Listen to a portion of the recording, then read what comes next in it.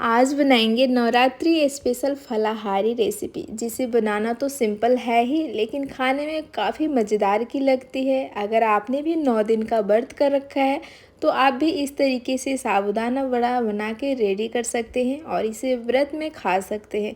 और आप इसे किसी भी चीज़ के साथ सर्व कर सकते हैं, चाय, चटनी या फिर दही के साथ। जो आप व्रत में खाना पसंद करते हैं उस चीज़ के साथ आप इसे सर्व कर सकते हैं। काफ़ी हेल्दी भी है और हेल्दी के साथ साथ ये टेस्टी भी है। तो इस नवरात्रि इसे ट्राई करना तो बनता है। तो फिर देर किस बात की है, चलिए इसे देखते हैं कैसे बनाना है। इसके लिए सबसे पहले हमें क्या करना है, ले लेना है एक बाउल या फिर परात। मैं यहाँ पे एक छोटा सा भगोना ली हूँ, जिसमें मैं 2 छोटी बाउल यहाँ पे ऐड करी हूँ साबूदाना। तो साबूदाना आप अपने हिसाब से ले सकते हैं, जितना बनाना चाहते हैं, कम या ज़्यादा अपने हिसाब से ले ले। तो मैं यहाँ पे ले ली हूँ, मतलब 2 छोटी बाउल ली हूँ साबूदाना, जो कि 250 ग्राम के बराबर यहाँ पे साबूदाना मैं ले ली हूँ।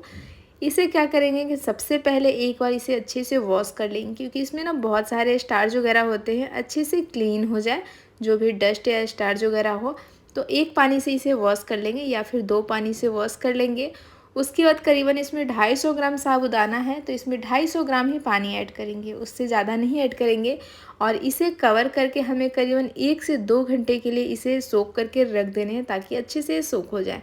तो ये लीजिए, अब इसे कर देंगे साइड और 2 घंटे ही, मतलब घड़ी में टाइम देख के हमें 2 घंटे ही से रखना है रेस्ट पे।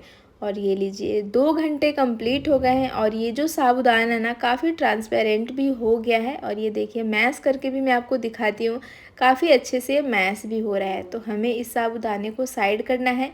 ले लेंगे एक परात और इस परात में सारे साबूदाने को हमें ऐड कर लेने हैं।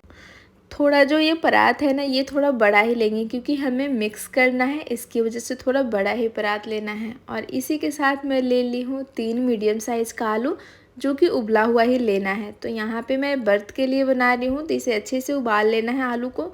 और इसे मैं छोटे छोटे पीसेज में कट कर ले रही हूँ, लेकिन आप चाहें तो इसे कद्दूकस भी कर सकते हैं।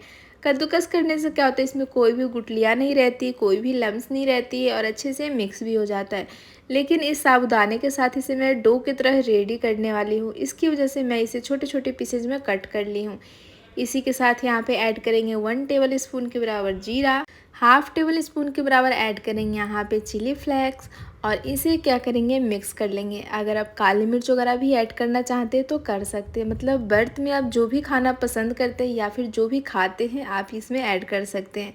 लेकिन मैं इसमें ज़्यादा कुछ भी नहीं ऐड कर रही हूँ, क्योंकि मैं व्रत के लिए बना रही हूँ, तो सिर्फ इसमें जीरा और चिली फ्लेक्स भी ऐड कर रही हूँ। अगर आप चाहें तो ग्रीन वाली जो मिर्च होती है या फिर धनिया पत्ती वगैरह भी आप ऐड कर सकते हैं। तो ये लीजिए, साबूदाने के साथ इस चिली फ्लेक्स और जीरा को अच्छे से मिक्स कर लेना है। नमक इसमें बिल्कुल भी नहीं ऐड करना है, लेकिन वैसे अगर आप मतलब नाश्ते में अगर खाना चाहते हैं रेगुलर में बिना व्रत का, तो आप इसमें नमक ऐड करके बना के रेडी कर सकते हैं और आप इसे खा सकते हैं। बहुत ही यमी लगती है, नमक वाला तो और ज़्यादा टेस्टी लगता है, लेकिन इसमें नमक मैंने नहीं ऐड किया है, क्योंकि मैं इसे व्रत के लिए बनाई हूँ। और ये साबूदाना का जो डो है काफ़ी सॉफ्ट बनके रेडी हुआ है। थोड़ा हमें सॉफ्ट ही रखना है, ज़्यादा हार्ड नहीं रखना है। और इसका एक छोटा छोटा लोई ले लेंगे और इसे सर्कल शेप में बना लेंगे। वैसे आप किसी भी शेप में बना सकते हैं, लेकिन मैं इसे सर्कल शेप में ही बनाई हूँ। और इसी तरीके से सारे साबूदाना वड़ा को बना के रेडी कर लेंगे। और अब इस वड़ा को मैं साइड में कर दी हूँ। गैस का फ्लेम ऑन करेंगे और इस पे चढ़ाएंगे अप्पे मेकर। अगर आप अप्पे मेकर में नहीं बनाना पसंद करते हैं, डीप फ्राई करना चाहते हैं, तो आप इसे डीप फ्राई भी कर सकते हैं। लेकिन मैं अप्पे में बनाना चाहती हूँ, तो यहाँ पे मैं अप्पे में बना रही हूँ, जो कि कम ऑयल में आप इसे बना के रेडी कर सकते हैं। मतलब जो भी आप ऐड करना चाहें, ऑयल, बटर, घी, मतलब जो भी आप खाना पसंद करते हैं या फिर व्रत में जो भी खाते हैं। मैं आपको बार बार बता रही हूँ कि आप व्रत में जो खाते हैं वही ऐड करें। ज़रूरी नहीं कि जो मैं ऐड कर रही हूँ आप वही ऐड करें। यहाँ पे जब ये पैन हो जाए थोड़ा सा गर्म अप्पे मेकर, फिर इस वड़ा को सारे हमें अप्पे में ऐड कर लेना है एक एक करके। यहाँ पे गैस का फ्लेम लो ही रखेंगे, हाई फ्लेम नहीं करना है। लो फ्लेम पे इसे कवर करके, मतलब बीच बीच में हमें इसे अलटते पलटते रहना है और गैस का फ्लेम लो ही रखना है।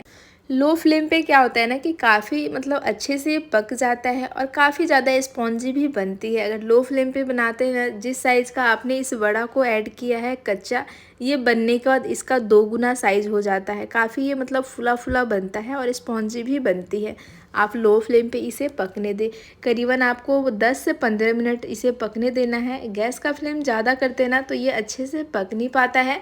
इस वड़ा में क्या होता है ना कि गैस का फ्लेम हाई करने से जल जाता है और अंदर से पक नहीं पाता है ज़्यादा, मतलब ये स्पॉन्जी नहीं बनती है।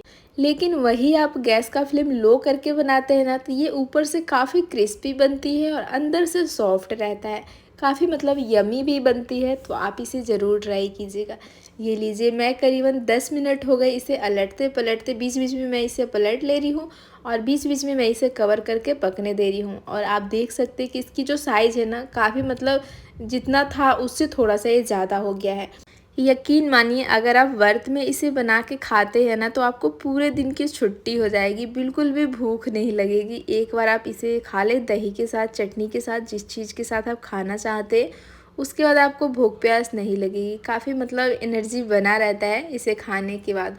और ये मीठा होता नहीं है तो ऐसे भी आप इसे दही के साथ भी खा सकते हैं। वैसे तो मैं आपको पहले ही बता दी थी कि आपको जिस चीज़ के साथ खाना पसंद है या फिर जो चीज़ आप व्रत में खाते हैं आप वही खाएं। तो यहाँ पे वड़ा बनके हो गया है रेडी। तो अब बारी आती है इसे सर्व करने की। और इस साबूदाने वड़ा को आप किसी भी चीज़ के साथ सर्व कर सकते हैं, दही, चाय, चटनी, जिस चीज़ में खाना पसंद करते हैं उसमें इसे गर्मा गर्म सर्व कर ले, काफ़ी यमी लगती है। ख़ास बात है कि आप इसे बच्चे को लंच में भी बना के दे सकते हैं। बच्चे की स्कूल की छुट्टियां हो गई है ख़त्म तो आप इसे बच्चे को भी दे सकते हैं। काफ़ी बच्चे के लिए ना और ज़्यादा ये हेल्दी है तो आप इसे लंच में भी बना के दे सकते हैं।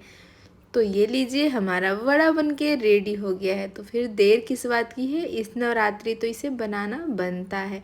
चलिए मैं एक तोड़ के दिखाती हूँ कि ये कितना ज़्यादा ऊपर से क्रिस्पी और अंदर से सॉफ्ट बना है। ये देखिए, जो भी साबूदाना है ना सारा साबूदाना ट्रांसपेरेंट हो गया है। तो ये लीजिए, इस साबूदाना वड़ा को मैं दही के साथ सर्व कर रही हूँ। आप भी इस रेसिपी को ज़रूर ट्राई कीजिए। जब भी ट्राई कीजिए कमेंट करके बताइए कि आपको ये रेसिपी कैसी लगी। और अगर मेरे चैनल पे नए हैं तो ज़्यादा से ज़्यादा इस वीडियो को लाइक कीजिए, शेयर कीजिए।